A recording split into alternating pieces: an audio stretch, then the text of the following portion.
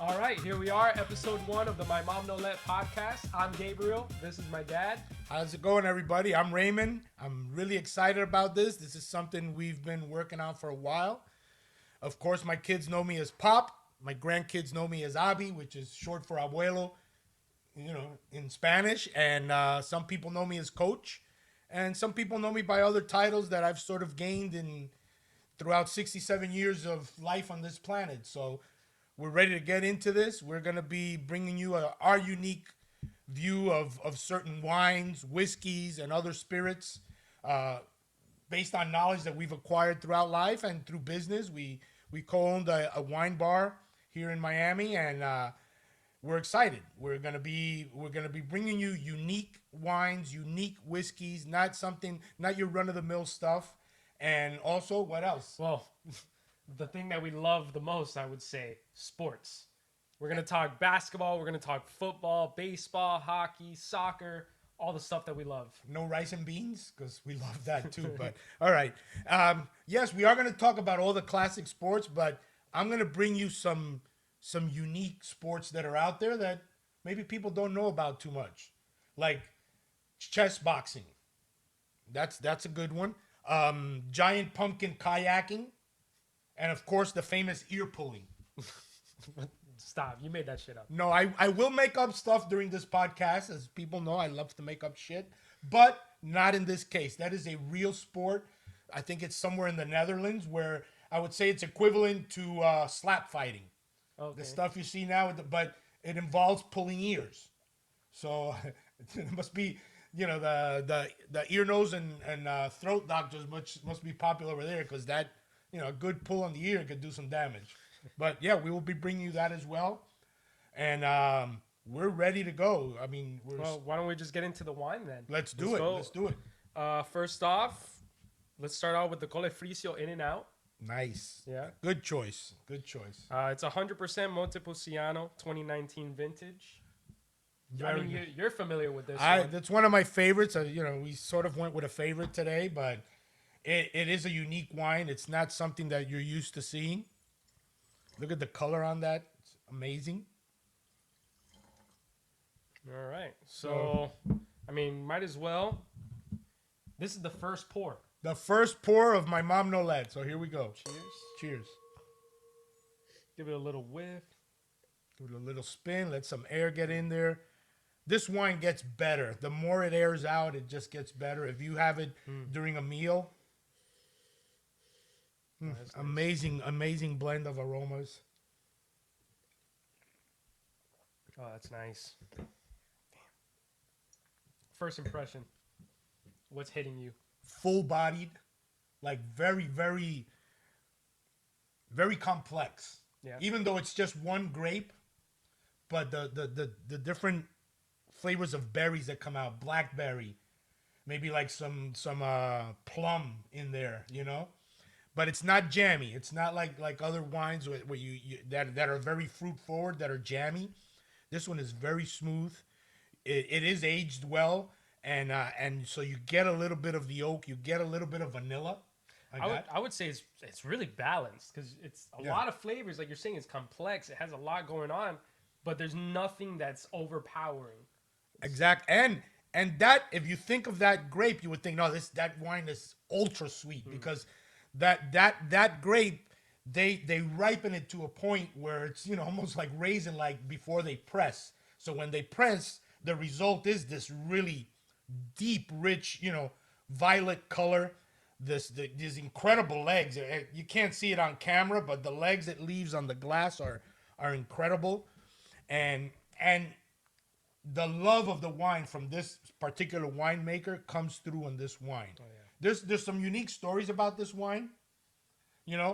First of all, if you look at the bottle is amazing. It's a beautiful bottle, which generally, and I say generally because a lot of people that start out drinking wine and don't really have a lot of knowledge or just are starting out. They go to, let's say it's like a supermarket, and they look for the coolest looking bottle, thinking, well, if the bottle looks that cool, what's in it must be amazing, and it's usually It's- the other way yeah. around. Oh yeah, they're usually covering up for something. Usually the winemaker is overcompensating and they're trying to allure the person. But in this case, Cole Frisio takes a really like pride in their bottling, and that particular bottle actually was designed for the Asian market. You know, it's a little bit sweeter wine, and so the Asian market was asking for something, and they did. That's hence the kois, you know, on the front of the bottle. And first of all, if you felt the bottle, it's very heavy. Many Right, times it's good quality. I've poured the last drop, and then when I pick up the bottle, I think there's still wine in there. It's so heavy, you know, and that protects the wine. But the wine came out so good that they opened it to, you know, to the entire world. And you might be looking at that bottle, thinking of that wine, and say, "Well, I've never seen it." It's because it's not everywhere. You got to look. I don't think it's even in the big named wine stores and stuff like that. But it is available. You can find it. If you're really interested, just, you know, DM us, and we will give you information of where you can find it. We used to carry it in our wine bar, and it was our top seller. Yeah. And it was not really pricey, but at, you know, retail price there, you know, being served and all that was $100 a bottle, and you would think people would complain, and first it would raise an eyebrow until they tasted it, and then they would just come back for more, and it became a lot of people's like go-to wine. It is a full-bodied wine. It cries out for like a really good steak, Yeah. or some really rich pasta. And what I found with this wine is the more it lingers, the more it airs out, the more that you put different flavors in your mouth while you're eating, and gets then better. go back to the wine. gets better. It gets better. So, I mean, I highly recommend this wine. I give it a, you know, in my case, I would probably give it a 10 out of 10. Yeah, I mean, I'll give it an 8 right now, only because it hasn't been open too long. Once we, you know, let it breathe a bit, it would probably get up there. Into Yeah, the I'm 9 or probably 10s. I'm scoring it based on past experiences. Yeah. I took a bottle of this to Carbone's, you know, and I had the, you know, I paid the corking fee. The sommelier, which was very knowledgeable, did not recognize that bottle, and he, you know, he said, "Oh, that's curious. That's a very nice bottle." He said, "Okay, yeah, you want to open? Yeah, sure." He disappeared with it, came back, and he gave me a look. He said, "Look, I have a little confession. I had to try it because it looked so good coming out. I took a little, and I told him, 'What do you think?' And he said, 'It's amazing.'" You know, so that sort of fortified my opinion of it. But yeah, it's definitely a special wine, and you know, as we move along, we will be bringing you these type of wines, stuff that you won't find just anywhere, but once you have it, you'll be looking for it again. All right, so let's dive straight into the sports then. Okay, well, I guess before we touch up on our topic for today, I think it's a good idea to maybe talk about some of our favorite sports memories together. You know, we might have different versions of it depending on which game or sport or activity it was. But what would you say one of your favorite ones is? Probably when we went to the Eastern Conference Finals in '05, the first time that the Heat were on their championship run, and they won that game here in Miami. That was a once in a lifetime feeling. That was fun. That was fun. I remember that really clearly because I remember the cazuelas and the banging and all that stuff by La Carreta, which is a Miami staple. You know, the Miami Heat is the only team that uses pots and pans to celebrate. You know, and it's a party.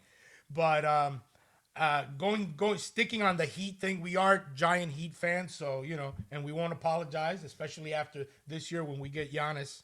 But I have one memory that taught me a lesson, which was when we were in the championship in against the Dallas Mavericks, and it was Game 3 here in Miami, and we were losing the game, and we were down 2-0 already, and I sort of got pissed and walked out with like 6 minutes left, and then Dwayne Wade went on that incredible run, and as I was walking out the door, I'm hearing it, and they wouldn't let me back in, so I learned a huge lesson. I will never walk out on a game like that again, but I mean, I think also with that series, Dwayne Wade took over. Like, that was when he became Dwayne Wade. yeah, absolutely. Shaq gets a lot of credit. Yeah, for no, it, I but- give Shaq credit. I give the rest of that team credit. Yeah. It's just a bunch of like gritty veterans and stuff. But that's when Dwayne Wade became Dwayne Wade, you know. And if you look around this bar, we've got a lot of Dwayne Wade stuff. One more great memory, still involving the Heat, was Wade's last season, Oh yeah. his farewell season when he came back to the Heat, and we were at that Warriors game when he hit the game winner on the buzzer, and that was amazing. The whole crowd went crazy. It took him a couple tries to get. Yeah, on he the, didn't jump on the table on the first try, and we understand. It wasn't a spring chicken anymore. But on his second jump, he did get up on the table and give his his "this is my house" moment. So that was awesome. How about individual memories? Something that you experience either participating in sports or just something that really comes to mind. Well, I think back when you had that Slam Basketball League. Okay. And I mean, it was a team of myself and all our the cousins And Junior. Yeah, and Junior. Shout out to Junior. We pretty much sucked for a while. Yeah. But we kept working at it. We kept improving little by little, and then we had that one season where we started off. We lost the first game by 1 point, and we had a mission. We And ran the table. Yep. You guys ran Yeah, the we- table. we- That was we- a fun season. we It was came a back and really won the championship. Yeah. You guys were what, like 10 years old? Like 12. Like 12. So it was the 10 to 12 Yeah, league. yeah. So yeah, that first year most of you were only 10 and you Yeah. were playing against 12 and you were getting your butts kicked. Yeah. Then you progressively got better and you came back as seasoned veterans, I Yeah, guess. yeah. And it was an incredible game. I still have a picture of that where you guys played the Miami Rescue Mission. And when you look at the photo, it was post game. Yet when you look at the photo, you can't tell which team won. It was such a great game. And you guys actually, throughout the season, became friends. You gained respect for each other. And when you look at that photo, and maybe if we have it, we'll put it up. You can't tell who won. Both teams were celebrating. There was a lot of smiles, a lot of camaraderie, and that's one of those beautiful things about sports. I have a memory when I was about that age. I was about 12, and I remember my 6th grade teacher, and it says a lot about teachers. That memory is still imprinted in my mind.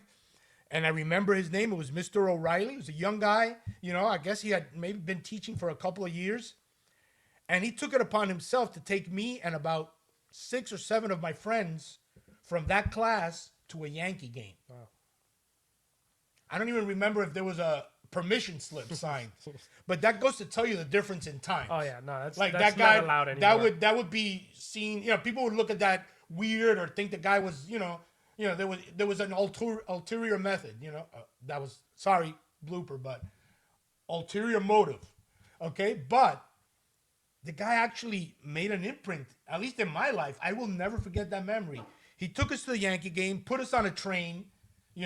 6 or 7 12-year-olds, taking them on a train to New York City.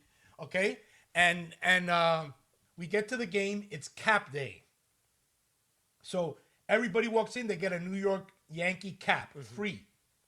Right. Of course, you know me. People pay a lot for that. You know me. I'm a Trout. I go against the Waves. And that was a horrible. I don't All think right. that's how you say that. No. I think it's you swim against the current. That's what I meant. Okay. That's good enough. Close enough. Anyway, what happened was I was a Minnesota Twin fan. But why the Twins? Because I was a super patriot. I was basically born in this country. I came from Cuba when I was a year old, but I was ultra Cuban. Like I felt I was, and so the Twins had a bunch of Cuban players. They had Tony Oliva, which if you look back, to me, he's still one of the greatest hitters ever. Natural hitters. His knees blew out, and then he would hit pigeon like with his knees together, but he was still great. They had Leo Cardenas at shortstop. They had Louis Tiant pitching, so that's 3 Cubans right there. And then they had a slew of other Hispanic players. So for me, that was my team. Cool thing is, I only had $10. I bought a Minnesota Twin cap for $8. So everybody in the stadium was wearing Yankee caps. I'm there with my Twin cap. Tony Oliva goes for the cycle. Wow. Single, double, triple, home run, and the Twins win 8-0. I didn't have enough money left for hot dogs, and my friends all had to buy me hot dogs because I had bet them that the Twins were going to win. So but again, shout out to Mr. O'Reilly. Maybe rest in peace. I don't know if he's still around, but it goes to tell you that some teachers could really make a difference in kids' lives. And that was something out of the classroom that still showed his heart for kids, and it was amazing. It was an amazing event. So I have other memories, too long to go into, but quick rapid fire. Roberto Duran beating Sugar Ray Leonard. I saw it at the Omni Hotel next to another a Panamanian guy that was going bananas, and he kept hanging on to me. We became best friends because I really wanted Duran, and he did teach Sugar Ray a lesson in that fight. The other time was when Buster Douglas beat Mike Tyson. I go against the grain, but I couldn't believe it. So there's been moments like that, but yeah, it's cool. It's cool how sports ingrains in your memory and makes some tremendous, things up there that stay, and they'll replay back and forth over and over again. So are we ready to go into wine 2? Let's do it. All right. So what do we got? You tell me. Le Capitos Chianti Classico. And again, there's the label up there, the DOCG, which guarantees you that you are getting 100% certified pure Chianti. Okay? This is a Sangiovese grape. It's one of the oldest grapes. Okay? We picked this bottle because it's so unique. This you definitely won't find everywhere. It's not your run-of-the-mill Chianti. As a matter of fact, let me pour out here a little. This is most Chiantis, as you know, they're pretty acidic. Yeah. Right? So give us a pour. Yeah, I'm not usually a Chianti person. This might switch your mind. Let's see. Right off the bat, you see the clearness. Yeah, it has a light color to it. It's got a lighter texture than most Chiantis. Tremendous aroma. But the reason we picked this particular Chianti, if you taste here, cheers.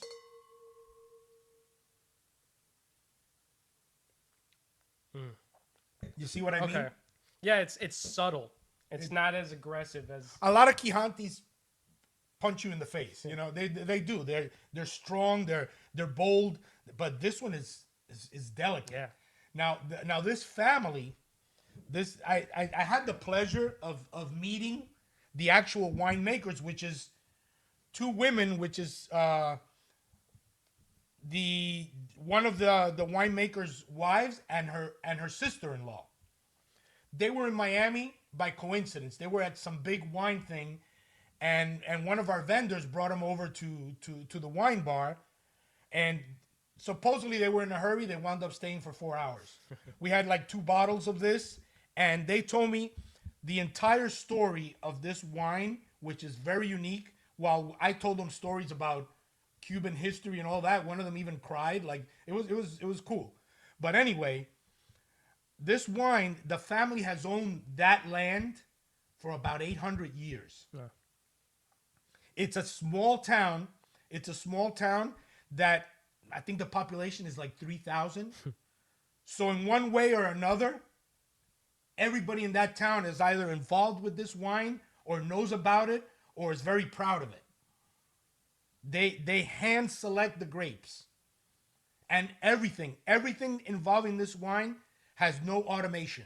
Everything is done by hand.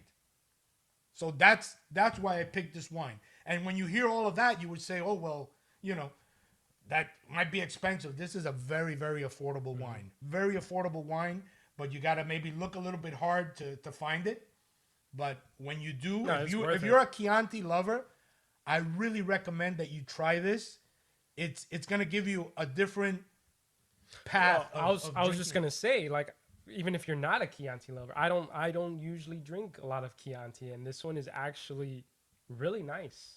It has a subtlety to it, a little bit of sweetness, but not overly. I would dare to say it might have to do with the fact that it's all hand processed. Yeah. They hand pick the grapes. It's pressed.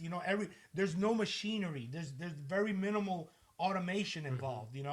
And the result is a very unique Chianti that'll impress your guest.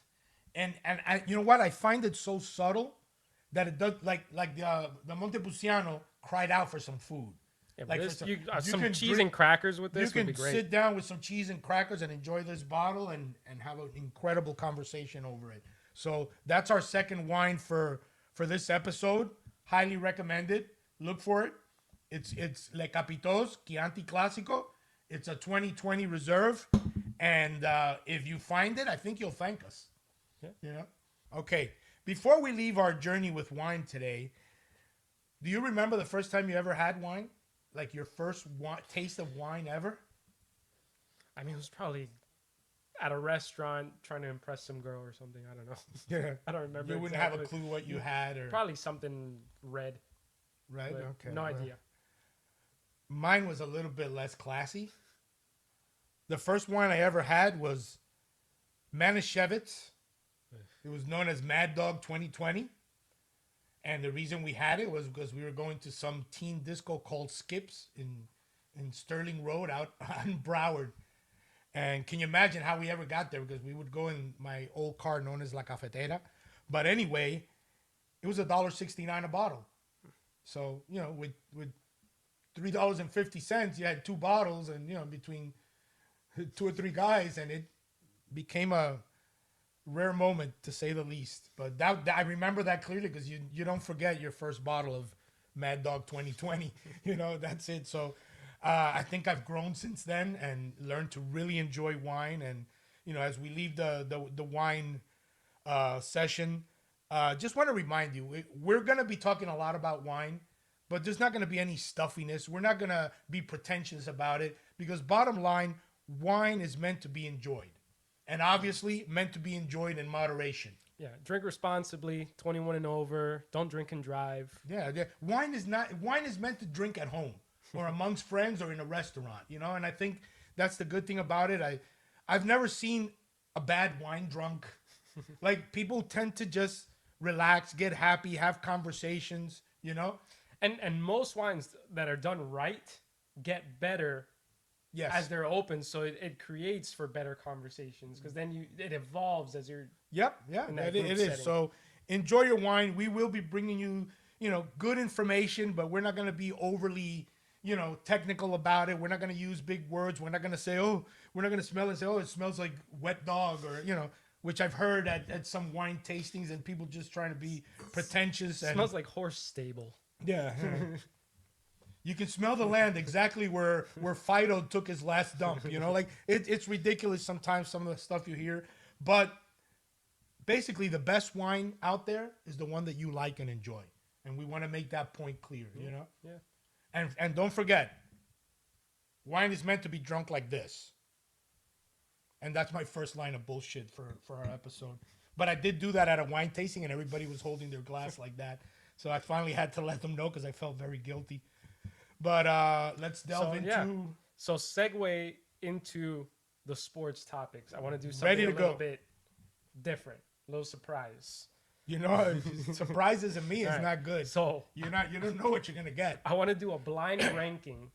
So you're Blind ranking. So I'm going to give you 5 sports movies, and you have to put them from 1 to 5, but one at a time. Like, you got to lock in your answer. So if I tell you a sports movie, you got to tell me a So word. if you tell me the 5th sports movie, but it was really my first, but I already picked the first, I'm Then screwed. you're screwed. Wow, so this takes a lot of thinking. Yeah. So You should have. Okay, all right, let's go. rapid fire. All right, be All ready right. for anything. Okay, go ahead. And it's sports movies. Sports movies. All right, go. Semi-pro with Will Ferrell. Okay. See, that's difficult, because as good as it was as a comedy, and you know I'm a Will Ferrell fan,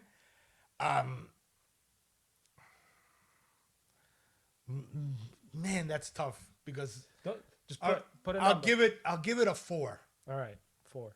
All right. Next one, Moneyball, the Brad Pitt one, the baseball. 5. I'm Okay, not a okay. baseball fan, All right, so okay. I'm not a big baseball fan. So I saw it; it was good, but you Okay. Miracle, the hockey one. know, ooh, okay.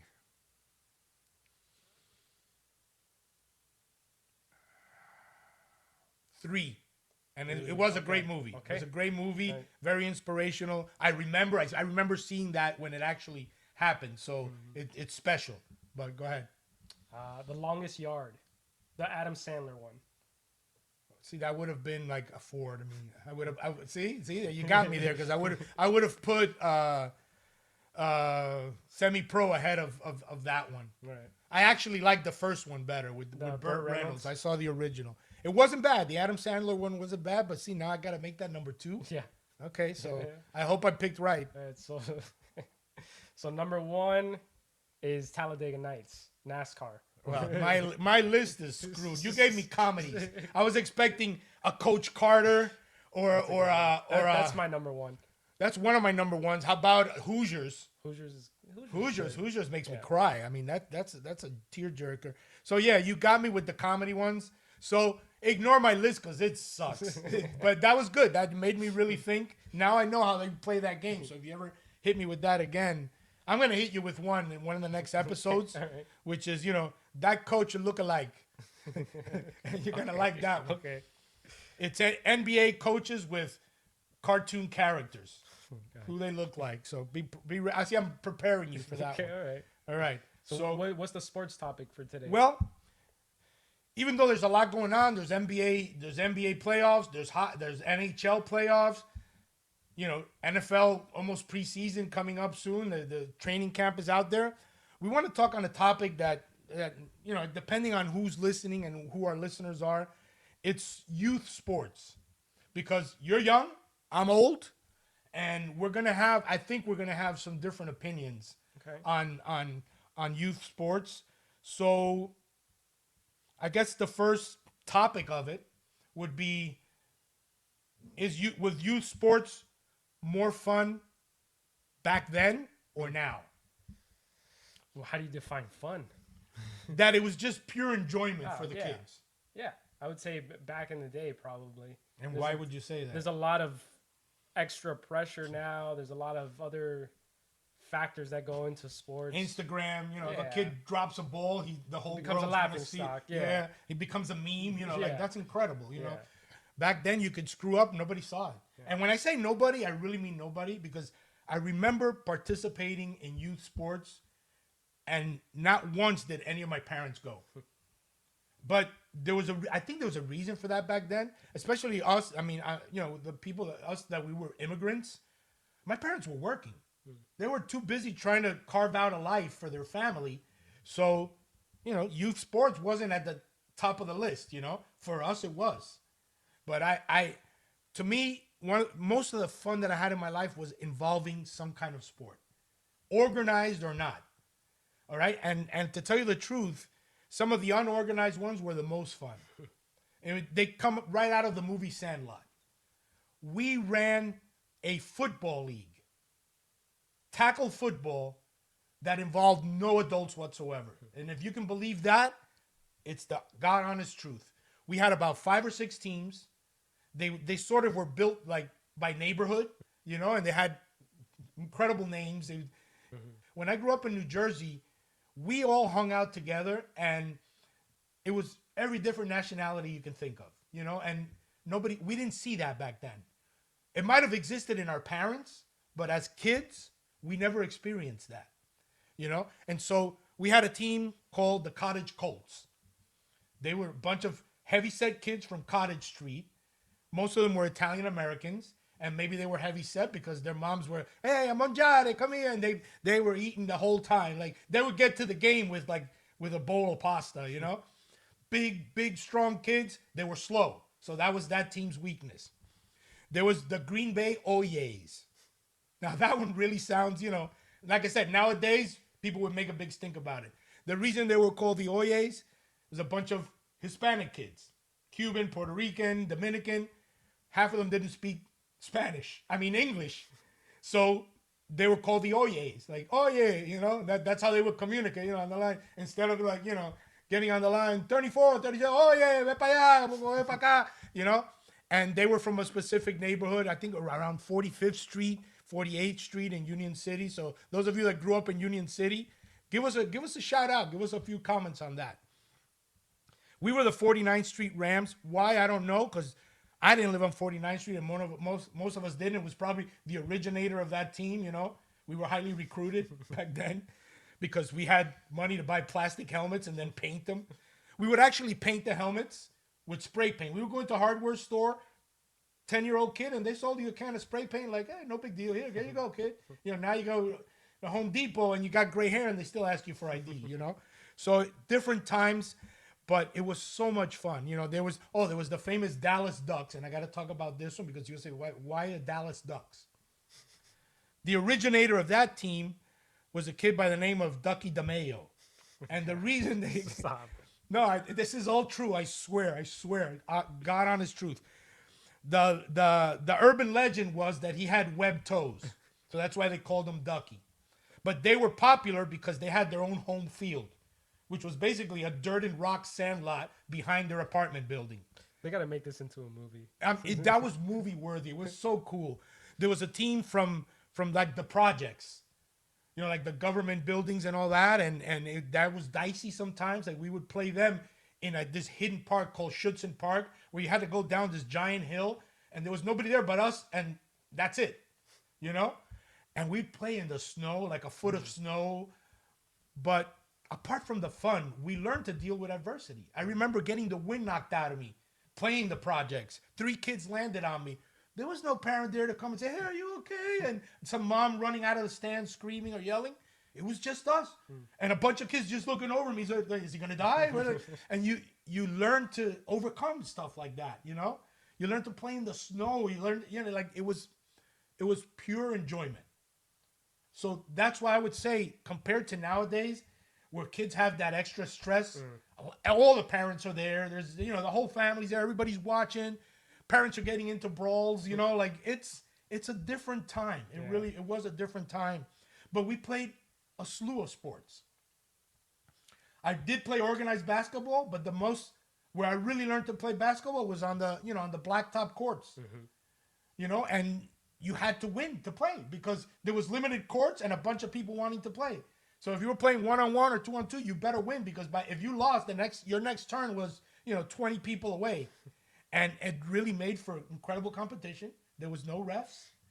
You were getting fouled, you were getting hit, you resolved it one way or another, and it was so much fun. But most of the skills that I learned in basketball, I didn't learn in the organized league. I learned on the blacktop. I mean, I think now the benefit to youth sports today is that there's a lot more specialized training. There's a lot more skill-based. Absolutely. I only wish that I would have had a little tiny bit of that compared to like my grandson now who's playing, Noah, and he's getting specialized training, and you can see the improvement from one session to the other. We never had that. We had to figure it out on ourselves, and it was harder. It was harder. So, yes, I would say more fun back then, probably. But what do you think about the athlete, the regular everyday athlete from back then versus today? Okay, that's a tough question because I'm going to tell you the athlete back there was tougher. Okay. Because we had to, like I said, you scraped your knee, nobody's going to put a Band-Aid on it. You either went, found a water hose, washed it off, and kept playing. Because if you left, that's it. You were done, whether you were on the basketball court or whatever. I can't say they're better. They're better trained. They have more things available to them to make them better athletes and better players. But I still go back to the toughness. I say, if you put athletes from back then in this situation, you're going to have, because we loved it. I think the other problem is that a lot of kids don't play for the love of the game. We played strictly for the love of the game. A lot of kids now, parents are waking them up. If they don't wake them up, they're probably not going to make it to the game. We walked to our games, and sometimes it was a 5-minute walk. Sometimes it was a half an hour walk, and we walked and we showed up. And the weird thing was, you're talking to a dial phone. So one kid called the other and said, "Hey, the game against the Cottage Colts is in Schutzen Park, and everybody's going to be there at 2. Everybody showed up. Nobody got a ride, And even in organized, like when I played organized basketball, they gave you a schedule, a typewritten schedule at the beginning of the season. If you lost that, you were out of luck. My parents didn't have a clue, and so I think the heart dedicated. The heart was there. kids, of course, they have a lot more distractions nowadays too. Yeah. You know, why go to the court and play when I can play? You know, when I can be LeBron. right? I can make my own player and be a stud and not have to sweat. Yeah. You know, we played anything that was available to us. Remember, we didn't have a screen in front of our eyes. Now I think that makes a difference too. Look, I'll show you something. I have it here. Only people my age are going to remember this, but this is a Spalding high bounce ball. This was responsible for so many different made up sports or, you know, semi-organized. Stick ball was incredible. And the name says it all. Stick ball. You know, they did in some stores, some actually back then, some athletic stores sold an actual stick with the tape and all, but we made it out of broomsticks. So a lot of our moms were pissed off because when they went to sweep, it had been cut off, you know, and we taped it up with electrical tape and away you go. The beauty of it, you can play a two-man game, one versus one. You used a chalk or a piece of rock. You marked a strike zone on a wall. You pitched and you hit. You said, okay, if it goes to that truck, it's a single. If it goes over there, it's a double, a triple, a home run. You can play with multiple people, and then you had people actually fielding, you know, but it was incredible. We played box ball. All you needed was a wall and this ball. And it was like playing handball or racquetball, but your hand was your racket, and you played anywhere, on the side of a building, anywhere. It was fun.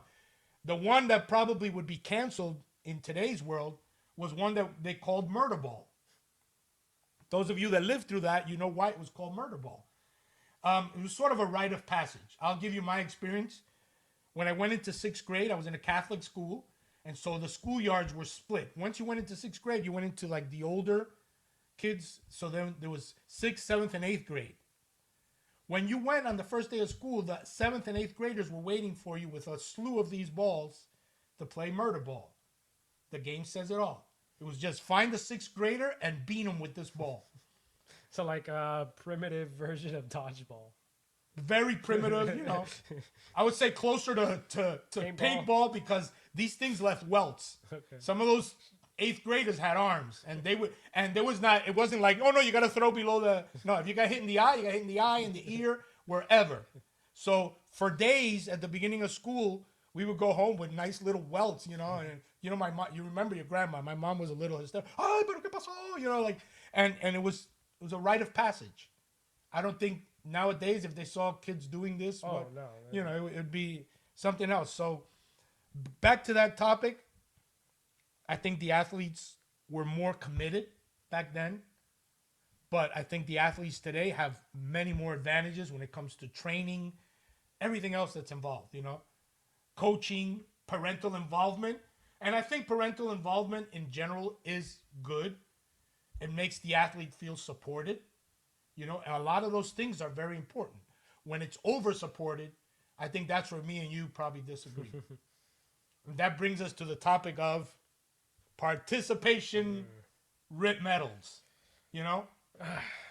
I mean, do I think that everyone should get a big giant trophy? No. I think winners should be rewarded. First place gets the big trophy. Second place, you get a smaller trophy. After that, third place, I don't know if I believe in trophies for third place, but I think there's a merit to at least showing up. Like you mentioned earlier, there's a lot of distractions now. So you should be at least rewarded for showing up, because you could be doing 100 other things, but you were there. You're not the best. You didn't win, but hey, here's a ribbon for showing up. Yeah, so don't worry about getting better. No. Here's your ribbon. Come back next year. Instead of your 8th place ribbon, you'll get a 7th place ribbon. And by the time you're finished with your sports career, you'll have a wall of ribbons like Fokker. Like the movie. You're Fokker. striving for the trophy. You're striving for the trophy. I don't want the freaking little shitty ribbon. That's a reminder that but the problem is that I think a lot of parents are satisfied. Oh, okay, we went and little Johnny got a ribbon, and that's great. Now he feels good. No, I think there's a beauty in losing in sports. Remember, in sports, it's mostly losers. There's only one winner. In every sport, there's only one champion. Yeah. But losing is what takes you to that next level. Losing is what pushes you. And if you went out and you stunk up the joint, but you still got rewarded for it. It doesn't give you that impulse to say, no, I gotta get it, that's gotta come from within. And if you keep rewarding mediocrity, you're gonna get kids that grow. And sports translates. Let me tell you something. Youth sports translates into real life. If you look at a lot of people nowadays, a lot of CEOs, a lot of successful people, when you ask them about their experiences in youth sports, most of them participated, and they participated at a high level. Yeah. And I think most of them will agree that if they didn't have that painful loss that pushes them to get better, they would be stuck in mediocrity. And so that's my thinking about that. That I think it's become too soft when it comes to let's reward them all. Yeah, they were. Yeah, but okay, yeah, like you said, they participated, but they participated because mom and dad woke them up, got them breakfast, put them in the car, had their uniform clean, and made sure they showed up with if it's basketball, with an arm, with an arms wrap or whatever. They look good. We didn't have that luxury. And again, I'm not criticizing it. I would do the same thing. You started. But as you and your brother, as you were growing up, I did not reward mediocrity. No. I encouraged you, but I always pushed you to be the best. And you said about your example with that team, you guys were down and out that first season, but you realized that the only way you were going to get rid of that feeling was by playing harder, getting better, and eventually winning a trophy. I don't know. I just think reward the winners for sure. 100%. They deserve the bigger trophy. I don't think there's anything wrong with saying, hey, thanks for trying. Exactly. Thanks for trying. Words are nice. Well, but I'm not saying give everyone the same freaking trophy, but hey, thanks for trying. Here's a little crappy 10-cent ribbon. It's a reminder on well, your wall. if you're putting it that way, now you're telling, look, here's a crappy 10-cent ribbon. You suck. Come back again. Yeah, try harder next time. Here, let me give you a ribbon because you're trying here. Just for showing up today and helping us film this. Here, there you go. You got your D Wade legacy thing. So thank you for showing up today. All right. So yeah, that's there's a lot of stuff to cover in this topic. I think we touched on some points that I would be curious to see what the comments are. Yeah. We're gonna get both sides of that. Some people are gonna call me an evil person for not giving a kid a ribbon, but I think it's important that we learn from losing, and we realize that in order to get better, you have to feel that pain. Yeah. Famous words of the Godfather, Pat Riley. There's winning and there's misery. There's no in between, Or if you want to go on the comedic version, there's Ricky Bobby.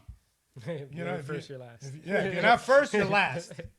So I think I'll end it with there. I think before we do close, we need to touch up on what's really going on in the sports world today.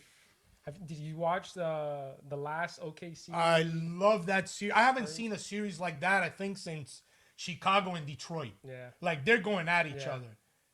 Yeah, that's Castle, Harper, Vassell. I would love to see those guys on the Heat. You hear me, happen. Pat? Come on. It's not going to happen. I know. That team is set together, for a long time. And not to mention Wemby, who's 22 years old. But I think they're going to do it this year, to tell you the truth. I don't know, man, because it goes back and forth, because then you have the next game. No, they're punching each other in the face. SGA comes out and drops 40. It's an incredible series, though. It doesn't remind you of today's basketball. No. There's a lot of aggression. I mean, there's guys. Castle got his hair pulled by Hartenstein. He pulled his hair. And if you look at the replays, they're grabbing Wemby. Yep. I've gotten respect for Wemby. Yeah, I remember when we talked about it when he was coming into the league. I said that guy's thin. They're gonna break him in half. He's tough. He's tough. He's a competitor, and he's only getting better. Yeah. Imagine that guy with maybe another 15 pounds of muscle on him. Who's gonna stop him? Yeah, I don't think he's stoppable. No. You can contain him, but he's not. Did you see he hit the three from from the logo? Yeah. And then we've got football around the corner. Preseason. Watch out for my team, my Saints. I think they're gonna go from being last place to third place in the division. No. I think they're gonna win that division. Believe it or not. Holy moly! It's not gonna. That division is awful. It's Yeah, gonna but be who's that division? Is it Carolina, Tampa Bay. Tampa Bay with Ruben Bain? Come on. eh, Might be rookie of the year. maybe. He agreed. She agreed. Luna agreed.